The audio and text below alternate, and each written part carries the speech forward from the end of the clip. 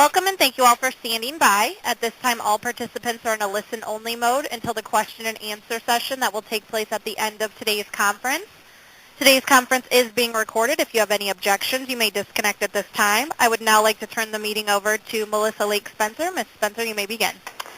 Hello, I'd like to thank you all and welcome you to the National Ombudsman Resource Center's call today, Managing Program Goals and Priorities During Times of Fiscal Crises. This has been a very big topic as several ombudsman programs across the country have experienced funding cuts in some manner.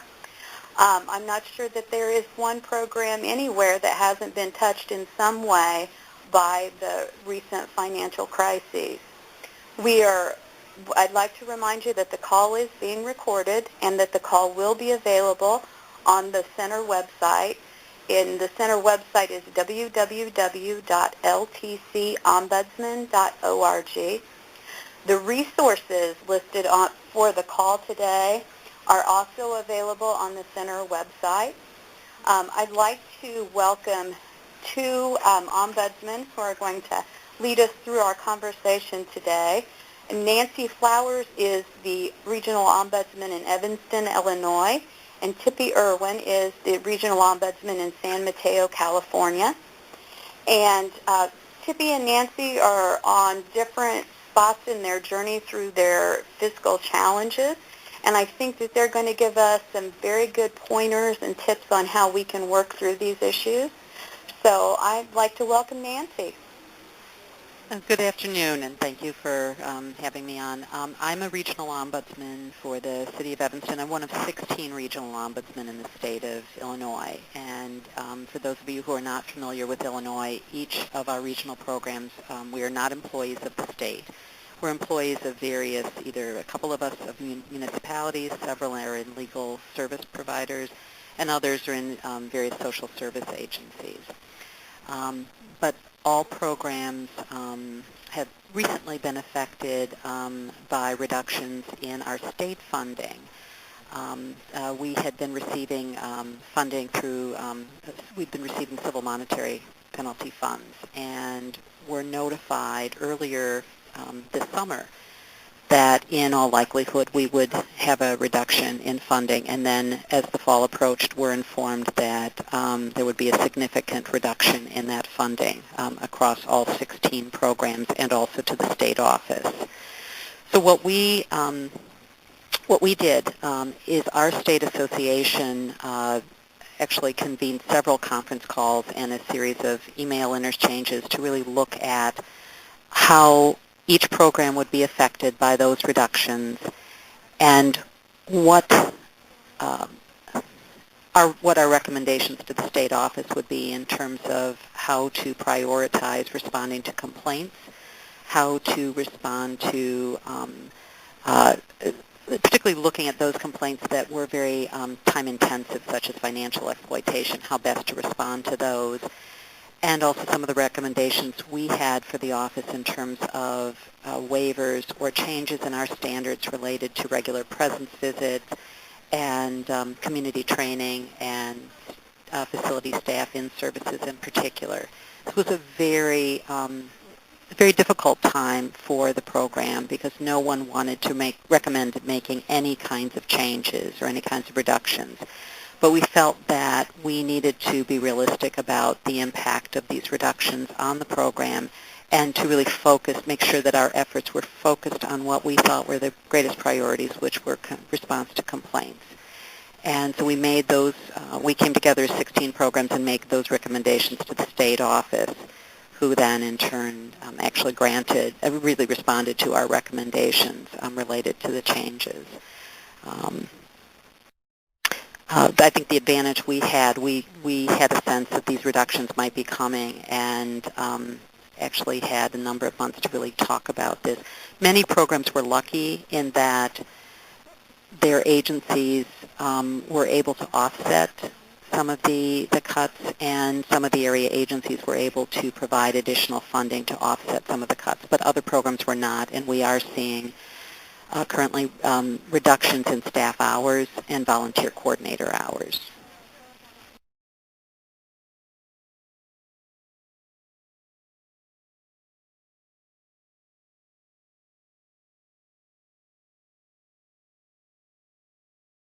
So would you like me to start, or is Nancy, are you through?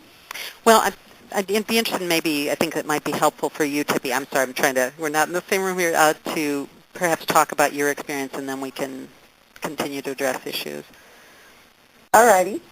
My name is Tippy Irwin, and I am the program coordinator or the executive director of Ombudsman Services in San Mateo County, California. I'm going to talk first of all about what happened to us at a state level, and then I'm going to go into a more personal account of how we've coped in our own local program. In September 2008, the governor exercised his power to veto a line item from the budget. And at that point, Ombudsman local programs suffered a 100% cut of all state funding. And we were funded out of general funds at that point, and that was all cut. What was more, he made it retroactive. This came out in September of last year because the budget was extremely late in being signed. So at the end of September, he signed the budget, but he made it retroactive to July of 2008, which meant that money that we had already expended was not going to be reimbursed. There was no discussion, no forewarning, no preparation for this to happen. It just happened out of the blue. The impact was almost immediately. Layoffs began at the local programs almost instantaneously because many of the programs through these cuts had lost 50% of their funding. So layoffs began to happen immediately and eventually amounted to 50% of paid staff across the state local programs being laid off. While the impacts on the staffing level were immediate, it's taken longer for the impacts on residents to become evident.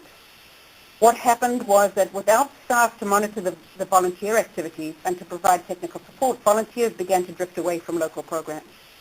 In one case, their volunteer base went from 90 down to 40. This in turn has impacted our ability to get out to facilities in a timely way, and many facilities are now committed to getting out to their residential care facilities only once a year. Complaints have dropped, in one instance by 44%, but they've dropped across the board, all the way across the state. Complaints both at the nursing home level and at the residential care facility level have dropped significantly. Programs have dropped their ability to do community education services, and many of the other peripheral services that we offered are now no longer being performed.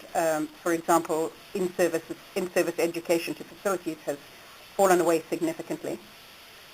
And in the state of California, we have an additional mandate. Actually, we have several additional mandates, but one of them is that we are the investigators of elder abuse in the long-term care facilities.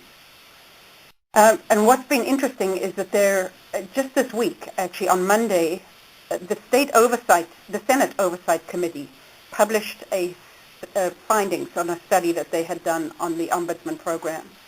And what they found was that we have, as a state overall, as all the local programs, tend to be focusing on responding to abuse rather than to the mandate to be a constant presence in the facilities or a significant presence in the facilities. So we've let the visitations go, but not the abuse investigations go. And it's not something we've received guidance on from the state. It seems to be something that we have just taken on individually as program to program. The local programs as we know them, or as we knew them a year ago, have been literally eviscerated. Our state ombudsman is a state employee appointed by the governor and has limited ability to speak out on behalf of the local programs. However, the Office of the State Long-Term Care Ombudsman has taken some practical steps to assist us in adjusting to the economic crisis. They revised the program standards to alleviate some of the constraints imposed upon the programs, which may now be impossible for us to fulfill. For example, the requirement to have in place a full-time program coordinator has been eliminated. In my opinion, that was like closing the barn door after the horse had fled. It's now merely a recommendation. In addition, the state office has been providing a series of conference calls and webinars that all our staff and volunteer ombudsmen can attend, and that alleviates some of the need for us to provide ongoing monthly training to comply with the continuing education requirements for our certified ombudsmen. A small group of local program managers, like myself, along with support from our association, has joined forces to form an informal work group that has succeeded in tapping into the civil and state penalties accounts. Up until then, we were receiving very, very little money from that source. We drafted a bill and found a state assembly member to carry the bill, and through amassing our resources and lobbying heavily at the state level, we succeeded in getting the bill through, and the governor signed it into law a couple of months ago. The bill has allowed for restoration of 1.6 million of the 3.8 million that was lost, approximately 42% restoration. However, the bill was for urgency funding and is one-time only. We are back to the drawing board right now to seek a more permanent solution to our funding crisis, to the long-term crisis. So this really is just a stopgap measure. But perhaps more important to us here in California is that this same informal work group has taken on the larger issue of seeking to remove the office of the state long-term care ombudsman from government office. We would like to see an independent state ombudsman who is fully able to advocate on behalf of the residents and the local programs. We've kept our state ombudsman fully cognizant of our activities, and he's fully supportive of the need for the independence of the office, though he cannot actively participate in its efforts.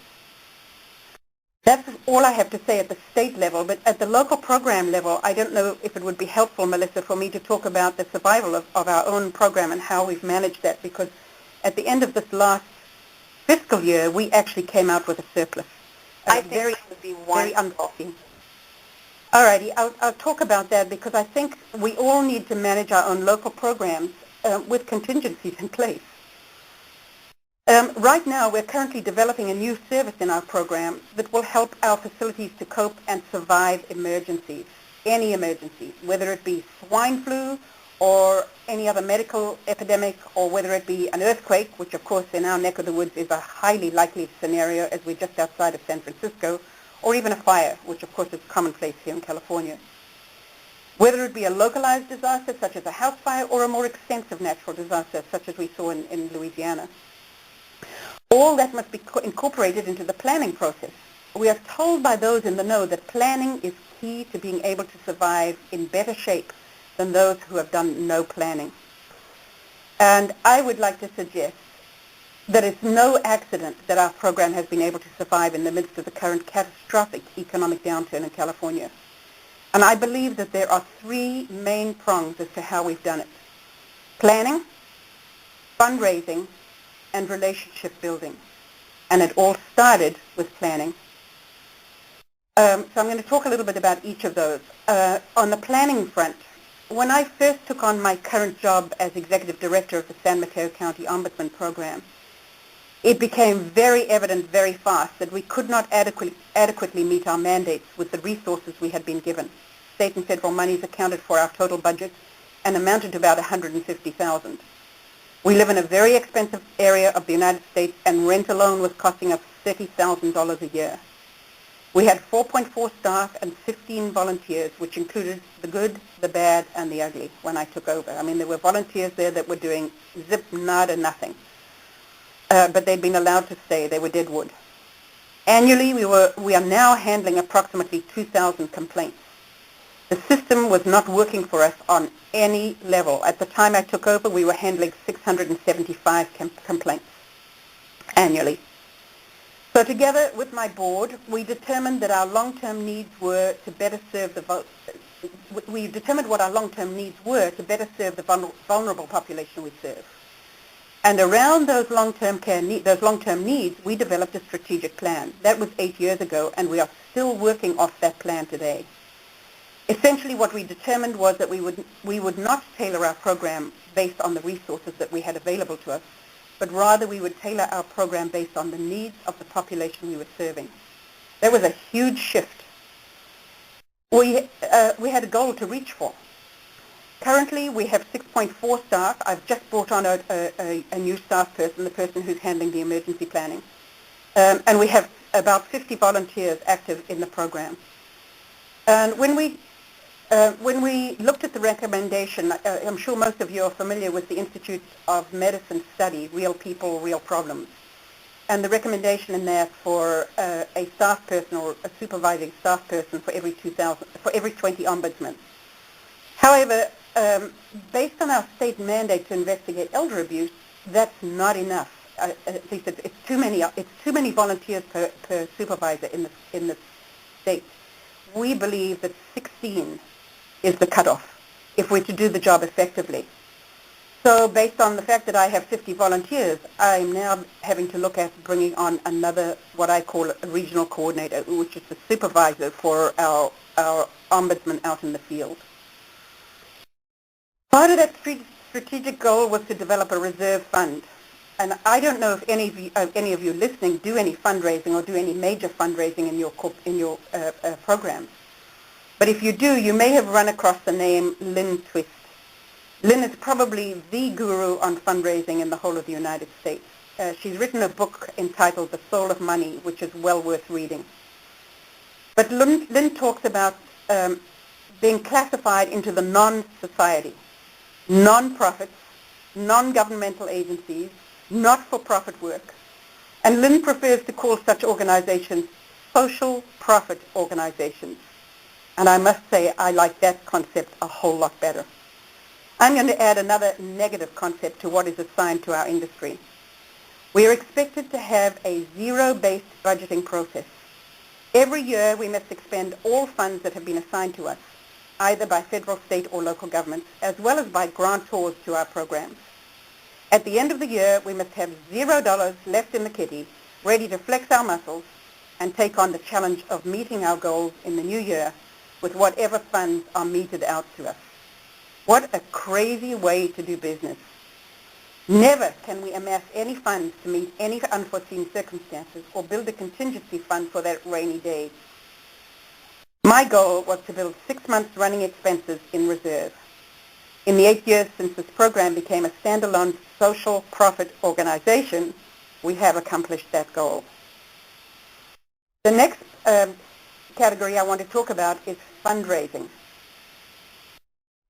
It was very evident that the funds assigned to us through state and federal sources were inadequate to meet the needs as outlined in our newly developed strategic plan. The only channel I knew to pursue was to seek other funding sources, and that meant fundraising. And so that is exactly what we did. However, initially it was a very difficult process. There's a lot of competition out there for the grants available, and most of the programs applying for those grants are extremely worthy programs. What is more, most of them had been doing this for a very long time. It's common knowledge that grantors do not fund programs, they fund people. On several occasions, I've had different grantors tell me that the grant is contingent upon me remaining with the organization for the duration of the grant.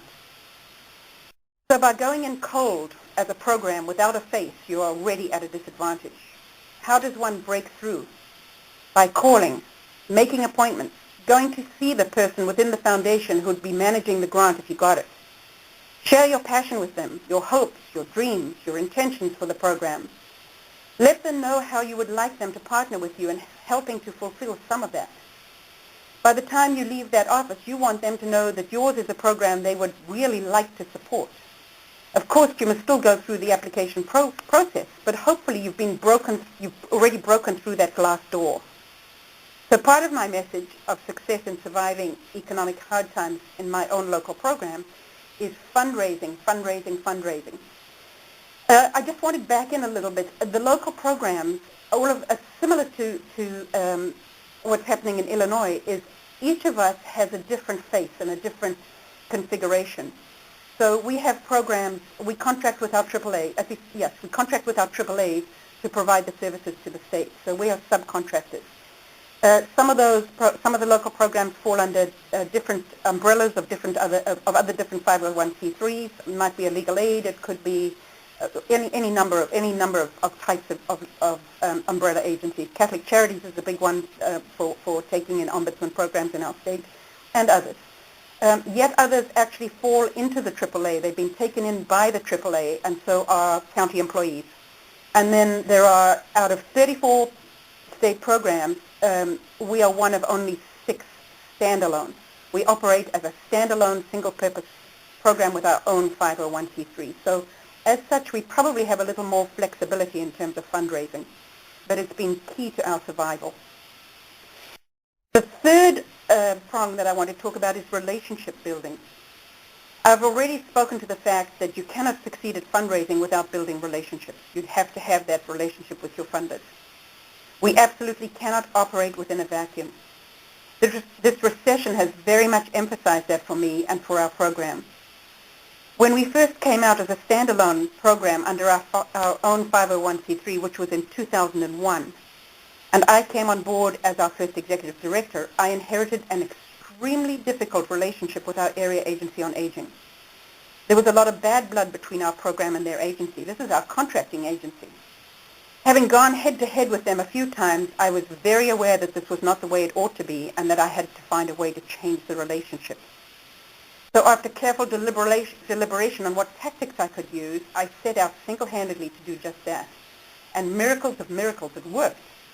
Today, we are seen by them as an active and valued member of the continuum of care for elders in our community. We're also seen as a very, very valuable part of the elder abuse collaborative that works throughout the county. They've contracted with us to monitor our adult residential facilities, which are for the developmentally disabled. No other program in the state has been contracted by their county to do that. They've given us a grant of $125,000 for the past several years. Unfortunately, that's been cut by $30,000 in this current year. But because of the other funding I have and our other resources, I know we're going to cope. Last year, when the state cut 100% of all state funding for our program, which was for us about a loss of $100,000, the county, our contracting agency, backfilled all of that for us. And again, we are probably the only program out of 34 that happened for in the state of California. It was incredible. Would that have happened if we'd not built a strong working relationship with our county contracting officers? Absolutely not. Another aspect of the importance of relationships is that you never know from whence your help will come. We're fortunate to receive assistance from several of the cities in our area. One in particular, Redwood City, has been extremely supportive of our program. When the financial crunch was announced that the governor had vetoed all our funding for the program, I began to look at the possibility of finding free office space. I put out feelers to our contracting agency, the AAA, and we're looking in other places to see if we could find such a possibility. And out of the blue, I was contacted by Redwood City, who asked, they had not heard that we were seeking. I thought this was interesting. They had not heard from other sources that we were seeking free rent. But they called and asked us, would we be interested in free office space in return for services to the city? Needless to say, I jumped at that opportunity. It's a wonderful partnership for many reasons. We are now located in a senior center in a beautiful park setting in Redwood City, located right in the heart of the seniors, several of whom have joined our program as volunteers. So that's a little bit about our local experience, and I would be open to any questions. I'm wondering if there were a couple things that, Tippy, that you had said that I kind of wanted to piggyback on, because I'm thinking about the fact that it sounds like a number of the agencies that you're talking about are freestanding ombudsman agencies, and I know from colleagues they're part of larger entities that are faced with the challenge of fundraising, but I think one of the challenges for many of my counterparts here in Illinois is that the idea of doing fundraising on top of their efforts to meet the needs of ombudsmen, meet the needs of residents has been really challenging. That this is not anything that had been part of their skill set when they were hired. So I think that is one real challenge is how to, is the whole issue of how do you pursue funding. We have found the impact on locally has been that a number of our staff, the number of our programs have found reductions in both volunteer coordinators, as well as in reductions in the hours of some of the regional ombudsman programs themselves and some of their staff. And so the challenge, their energies have really been focused on how do you best respond to the needs of residents. I think what you said, I think it's absolutely commendable, and we need to keep the needs of the residents primary. What is it they need? And you spoke quite eloquently, I thought, about the impact of the less often we're in the facilities absolutely impacts the number of complaints we receive. And I think in our state, while we may have had the advance notice of the loss, really were challenged with how best to respond to that in terms of obtaining funding. We have actually done a great deal of legislative advocacy in an attempt to have a restoration of the funds that were removed from the budget. We have also been exploring other options, both in terms of fundraising. We do have a number of programs that are doing their first ever fundraisers, but also to look at the possibility of Medicaid match, which some states do, to see if that's an option for Illinois. We have also had perhaps something that has been sort of a unique opportunity, if you will. The media this last month has been heavily focusing on nursing home abuse and nursing home issues in general, both the Chicago Tribune as well as the Chicago Reporter. And those series of articles have resulted in several state task forces looking at how best to protect nursing home residents from abuse, and how best to promote and enhance the oversight those nursing home residents are seeing. And that perhaps may be a real gunset for us as well. This is one of the challenges, I think, in all of our states, is that the Ombudsman program is in many ways a very well-kept secret, that families, residents only know about it when they need it, and perhaps not even then, and that the newspapers have really they have been interviewing ombudsmen across the state, and a number of us have provided testimony, as well as our state ombudsman, to really speak to the needs of these residents, and our opinions are being sought out in making recommendations to the task force. And what I am hoping, and what we are all hoping here, is that we'll be able to use that to really speak to the legislature and the governor's office about restoring some of the funding that was reduced from our programs. So I just wanted to add that piece. You know, one of the ways that, in response to that, Nancy, I think one of the ways that the local programs might be able to look at this, and I did a very similar presentation to our state ombudsman, but I've just currently come from the state ombudsman meeting right now, but did a very similar presentation for them, and your issue about the focus of should my focus be on fundraising rather than on systems advocacy or any other issues that affect the residents, and absolutely it would be far better spent on systems advocacy. But the fact is we don't have the money available. Ultimately, what we'd like to do, of course, is to bring on a development person that would do fundraising for us, and that would be solely that person's job. It's a shame that ombudsman programs across the nation are left floundering in the way we are. If we look at our counterparts in this state as adult protective services, they don't have to do any fundraising to survive. They're not out there having to do that for themselves. It's provided for them, but somehow or other the elderly have not been taken care of in the same way. And I think you and I had that conversation this morning. Yes. Some collaboration between our programs will be really great, and maybe through NELCO might be the way to go, but looking at some possibilities of how we might tackle this problem across the board, across the nation. Number one, if there had been some, when Governor Schwarzenegger was asked, why did you cut the Ombudsman program? His response was, because I could. There were no protections in place to prevent him from cutting that program. And I think we could look at the national level to see if we can get some state protection in there that requires a state match for the federal funding. I think that's one way we might be able to get some funding back. The other thing is, as you and I talked this morning, is to look at the issue that the Medi-Cal funding is being used to pay for the facility's legal expenses when they appeal citations. That comes out of Medi-Cal money. And I think looking at that to statewide for all our programs, surely that money would be better spent on providing funding for ombudsman programs across the nation. So these are things that we could do jointly that I think would be very beneficial to all.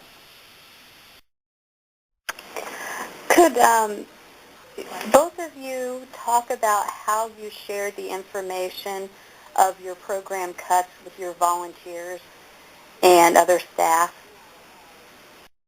What we did actually across the state is that each program actually met with their staff to identify overall the program cuts and the potential impact of the program. And in many of the programs across the state, I know that staff made some decisions to voluntarily reduce their hours rather than see a position totally eliminated. There were a number of, I know at least in one program we had a volunteer coordinator who the timing was sort of ironically perfect for her. She really wanted to cut back to part-time and so used that as an opportunity to do that while protecting still that program position.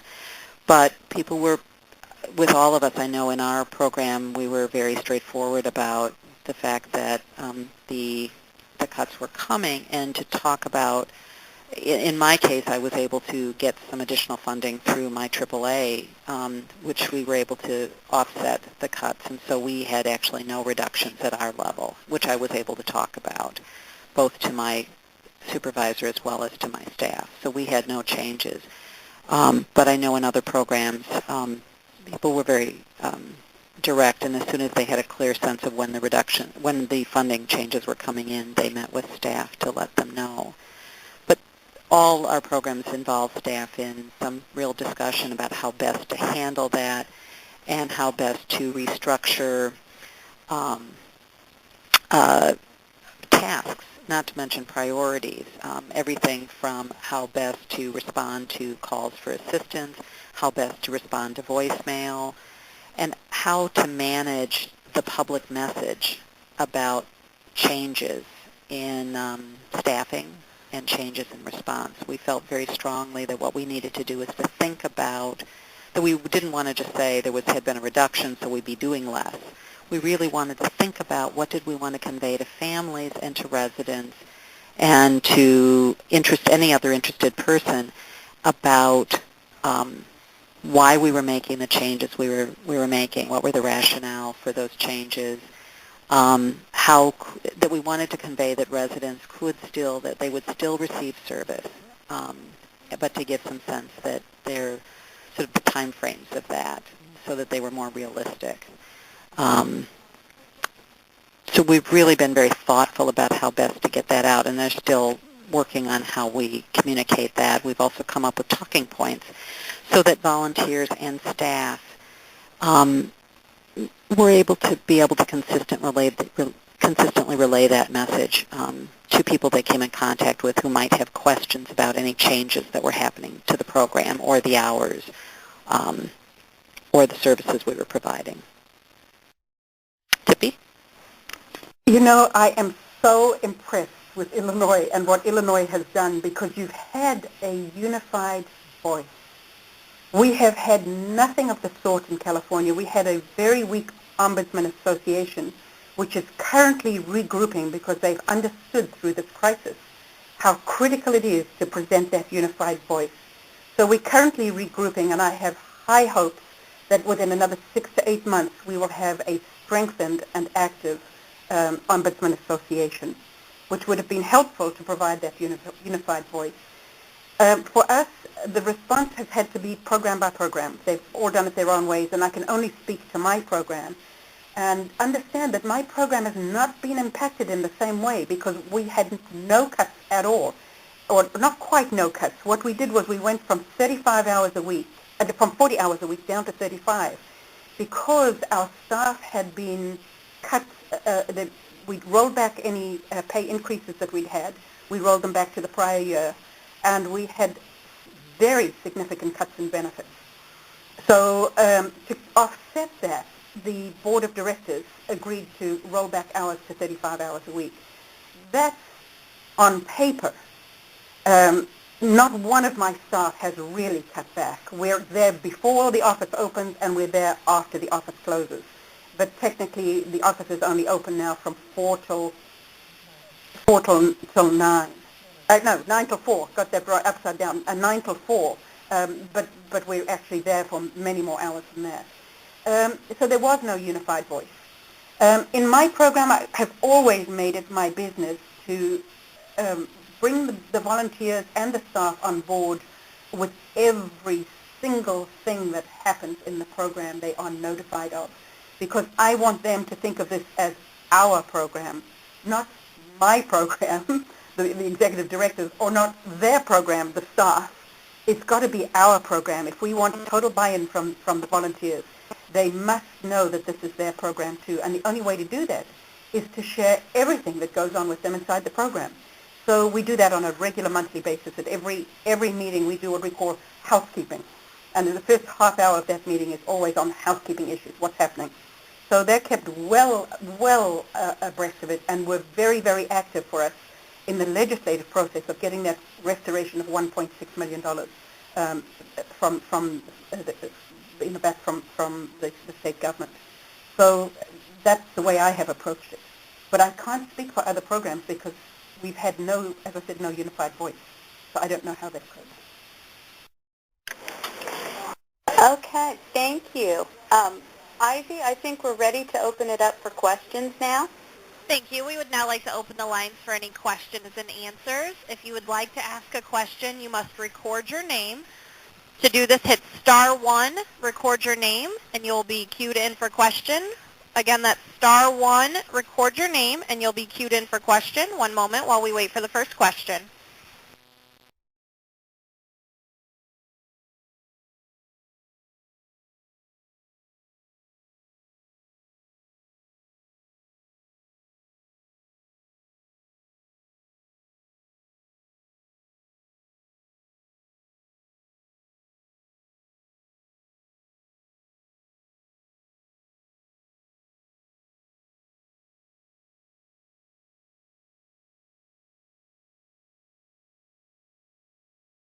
Our first question comes from Judy Ellett. Ma'am, your line is open.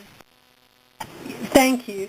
What I'd like to ask is I think that we should be looking to the federal government to support this program also, and I think that's one avenue of fundraising that we should pursue. So I'm just asking the speaker's thoughts on that. Hi, Judy. Nancy. Hi, Nancy. That was actually something that has been raised at our state level for the last number of years, to the option of looking at Medicaid match.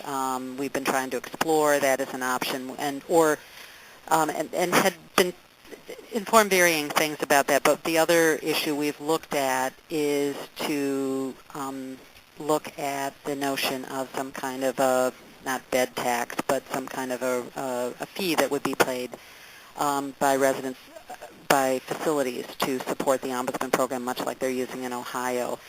But I know that we've actually tapped into a number of national experts and looked at what other states are doing to see if if either of those are options for Illinois. Again, because as Judy knows, at least in our state, our funding has been flat for many years, while our expenses have not been. And we've had an increase in responsibilities and beds that we're working with. Tippy? Likewise, we also are looking at tapping into Medi-Cal money. In fact, at our meeting, this meeting that we've just had with the state, our state ombudsman informed us that he had spoken with Kathy Greeley, and that Greenlee, is that right? Yes. She has indicated that she is going to approach CMS on that score. So I don't know where it's going to go. We had applied and had been turned down before the state had applied. The state office had applied for those resources and had been turned down. And I understand in recent years, 2 other states have now been denied that. So I don't know how available that is, but it's something certainly worth pursuing. And yes, and that would be some federal money coming back. But, we have all these unfunded mandates. This is an unfunded mandate passed down from the federal government to the state government. And, of course, in California, we have unfunded mandates that have been imposed on our program. So we've got unfunded mandates on unfunded mandates. And, yeah, we're a totally underfunded program. But as to whether it should all fall to the feds or not, I'm not sure. I don't know. But certainly more money should come from the federal government. Mm-hmm. I get a total of $67,000, I think, or $71,000. I can't remember exactly for my program. It varies because we live in the Bay Area with very high cost of living.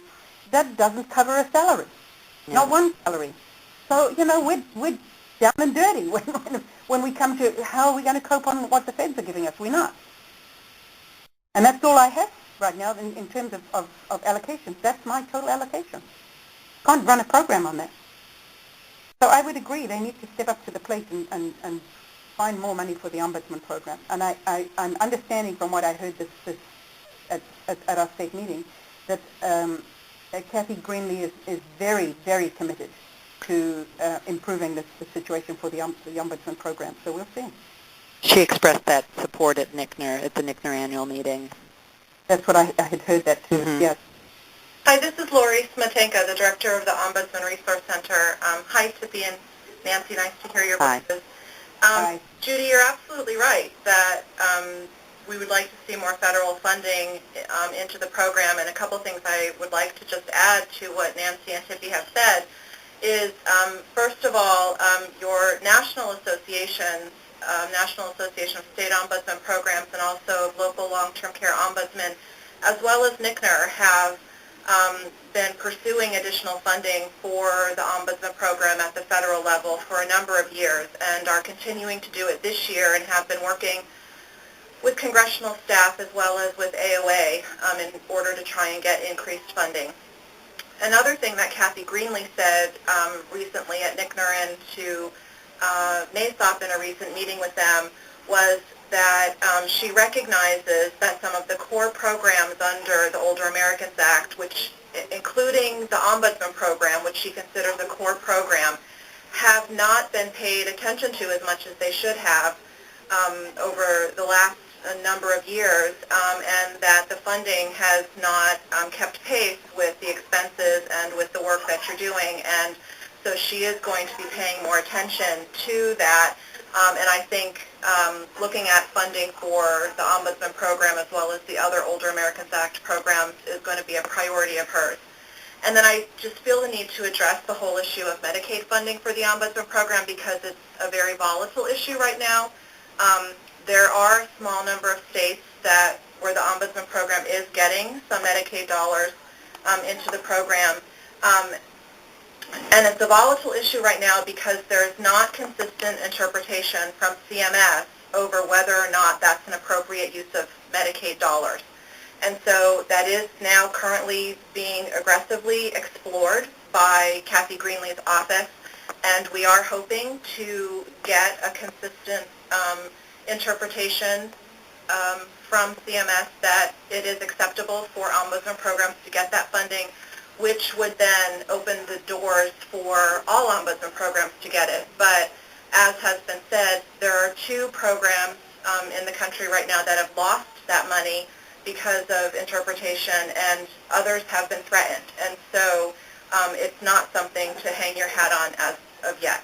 And we're actually concerned about it since we don't have a clear guidance. So no, please continue to pursue those ideas and work with your associations and your state ombudsman offices as well, and contact your congresspeople about the need for more funding for your programs because they do listen.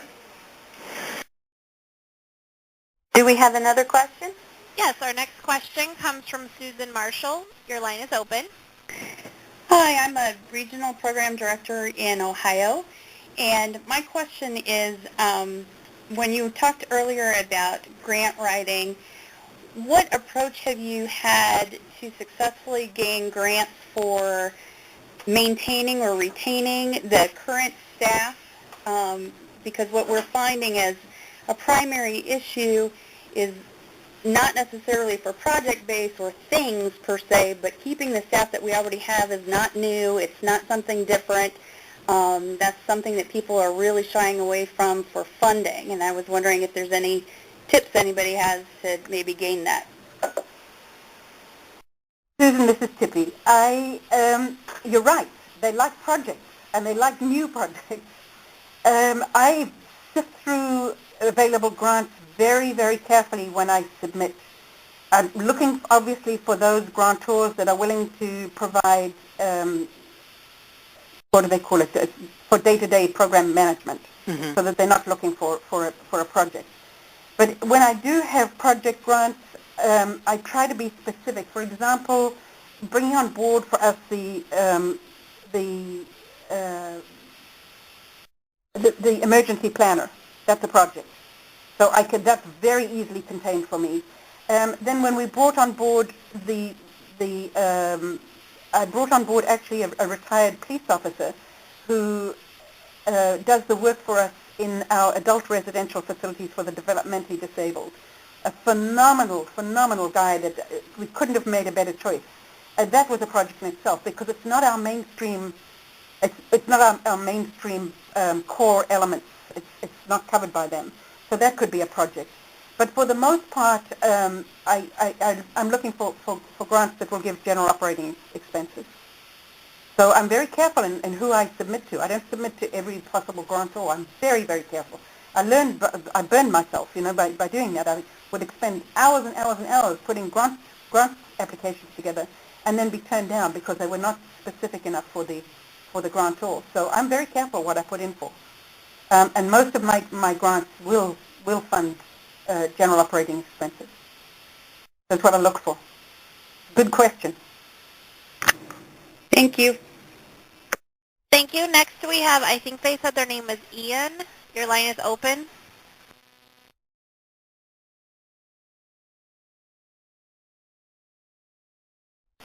Jean Yordy.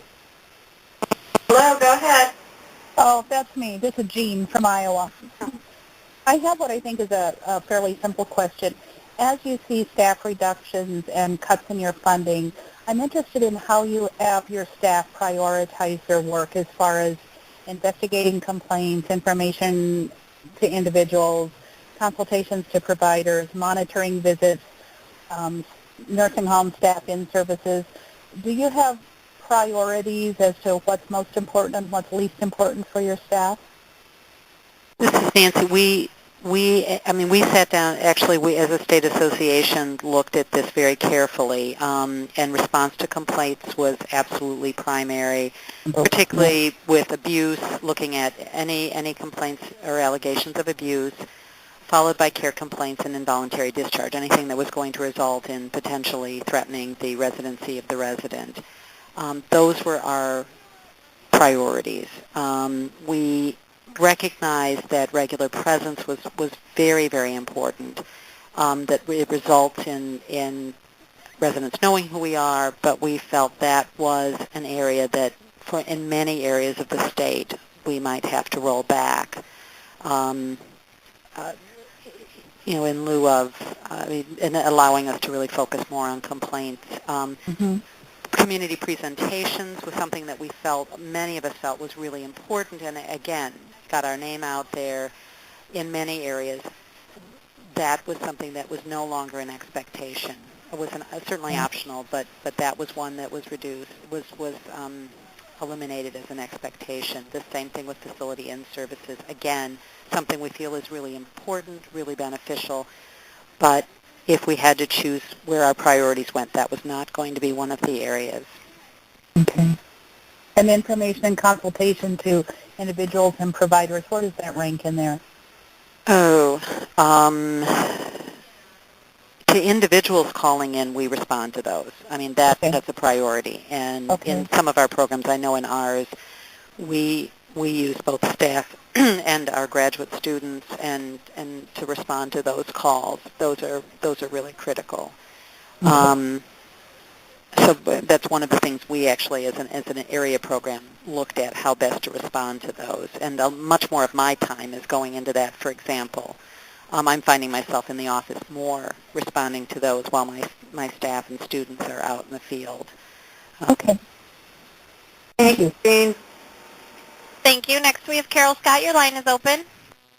Hi, I actually had the same question that Jean had, so to switch it a little bit, recruiting volunteers obviously keeps someone going out into the facility. How have you either scaled or have you scaled back in your recruiting in order to just kind of bunker down with what you have and work your way through things, or is recruiting new people still a high priority? This is Tippy. I can, again, my program is very, we're so fortunate because we really haven't had many, we've had